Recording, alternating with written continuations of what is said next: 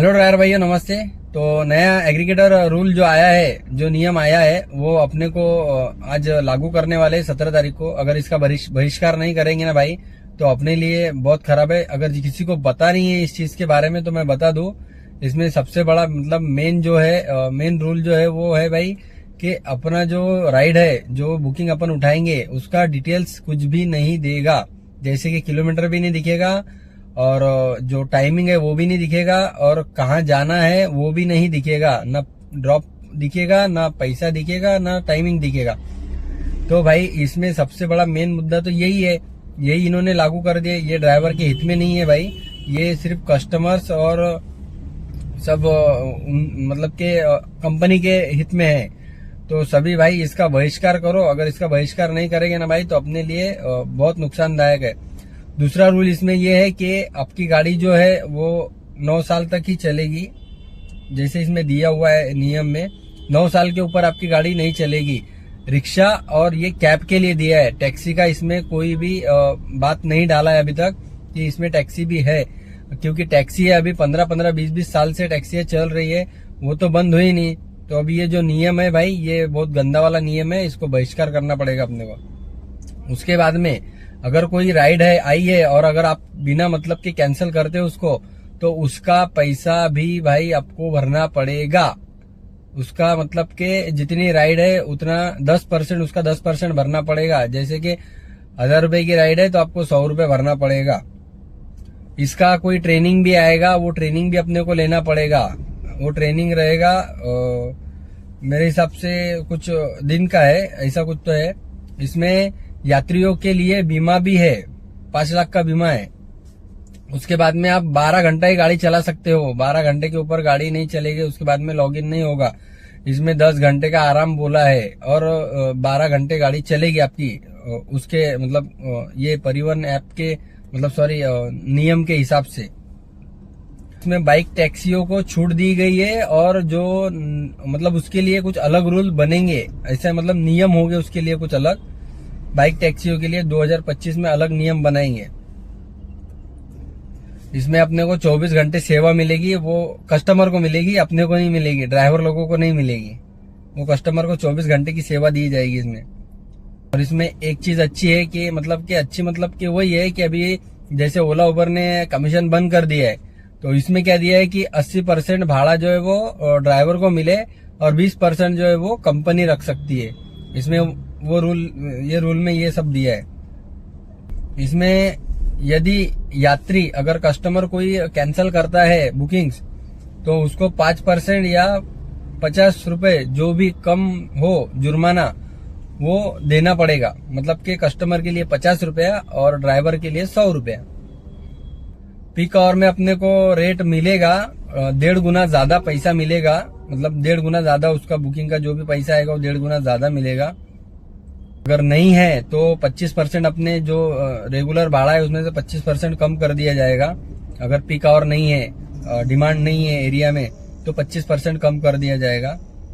Aggregator कंपनियों को अपने वाहनों की संख्या के अनुसार सुरक्षा जमा रखनी होगी। उदाहरण के लिए जैसे 10,000 वाहनों के लिए 10 लाख रुपए, और 1,000 से 10,000 वाहनों के लिए 25 लाख रुपए, और 10,000 से अधिक वाहनों के लिए 50 लाख रुपए। इसमें 30 घंटे का प्रशिक्षण प्रेरण, जैसे कि डिजिटल मीटिंग होता है ना, जैसे अपना ओला में कैसा ट्रेनिंग होता था वैसा ट्रेनिंग भी रहेगा। 30 घंटे का होना चाहिए, आदि शामिल होंगे। डिजिटल मतलब कि आप ऑनलाइन जाके वो आपको उसका 30 घंटे का जो भी रहेगा ना वो लेना पड़ेगा। चालक योग्यता प्रशिक्षण, सुरक्षित वाहन बीमा, मतलब कि आपके गाड़ी का बीमा भी होना चाहिए इसमें। और भाई जो जीपीएस जो ट्रैकिंग है ये दिख रहा होगा आपको, ये वाला, ये भी होना जरूरी है। इसका कोई मतलब नहीं है अपने को।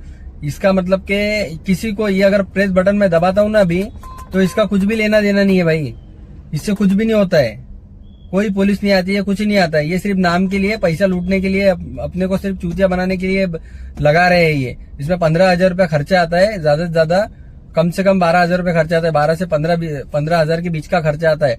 कोई एजेंट 15,000 लेता है, कोई 14,000 लेता है, कोई 12,000 लेता है। ये लगाना भी जरूरी है। इसका एक एग्रीगेटर महाराष्ट्र का जो नियम है, भौतिक कार्यालय, मतलब कि इसका एक कार्यालय भी रहेगा, कहीं ना कहीं इसका जो है ऑफिस भी रहेगा। इसमें एक दिया हुआ है भाई, ऐप को इस तरह डिजाइन किया जाना चाहिए कि ड्राइवरों को सवारी करने से पहले यात्री का गंतव्य मतलब के लोकेशन न दिखाई दे, मतलब के लोकेशन दिखेगा ही नहीं भाई अपने को।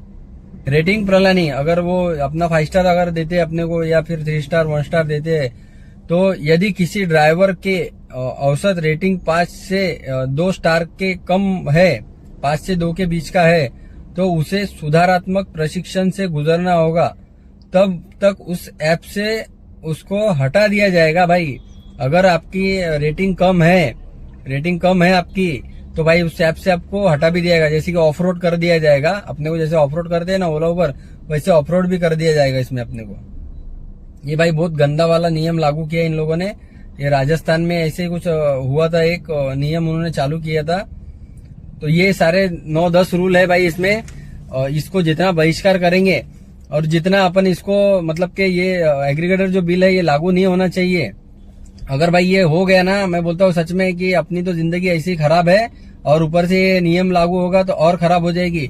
ड्रॉप लोकेशन पिकअप लोकेशन मालूम नहीं पड़ेगा तो अपन कहाँ जाएंगे भाई, ड्रॉप कैसे पिकअप कैसे पता करेंगे, और ड्रॉप कैसे पता करेंगे। मेन बात तो वही है ना, ड्रॉप अपने को पता चलना चाहिए, क्योंकि अपन अभी इतना ट्रैफिक होता है, अपने को जाना है उस साइड नहीं जाना है, या किसी को घर पे जाना है तो इसमें ड्रॉप नहीं दिखेगा। तो ये तो सेम पहले वाला ही सिस्टम है, जैसे स्टार्टिंग ओला उबर में आया था तो लोकेशन नहीं दिखाता था, पैसा भी दिखाता नहीं था और टाइमिंग भी दिखाता नहीं था। वो तो सब अपने को कॉल करके पूछना पड़ता था कस्टमर से। तो भाई ये सब फालतू वाले इसमें एग्रीगेटर रूल सब लागू किए हैं, ये कोई मतलब का नहीं है। तो जितना आप बहिष्कार करोगे उतना अच्छा रहेगा। और दूसरी बात भाई, ये अगर रूल लागू होता है तो भाई अपने को डॉक्टर साहब का साथ देना है, डॉक्टर केशव क्षीरसागर साहब का, क्योंकि अगर ये एक्ट लागू हो गया, ये नियम लागू हो गया, तो भाई फिर इसको पीछे लेना बोले तो बहुत दिमाग को ताप वाला है। अपने को इसमें ना माइंड अपना चेंज कर दिया गया है बहुत लोगों ने, कि भाई ये जो एग्रीगेटर नियम है अपना रेट का चल रहा था, ओला उबर का रेट बढ़ना चाहिए, उसके लिए अपना रेट तो बढ़ा था नहीं। और ऊपर से ये जो नया एक्ट है, ये परिवहन विभाग ने ये एक्ट नियम जो है वो ला दिया है, और इसकी वजह से अपना जो ड्राइवर लोगों का माइंड है वो डाइवर्ट कर दिया है। कुछ लोग इसका मतलब के बहुत बढ़ावा चढ़ावा कर रहे हैं, पर भाई मेरे हिसाब से ये नियम जो ये ड्राइवर लोगों के लिए सही नहीं है।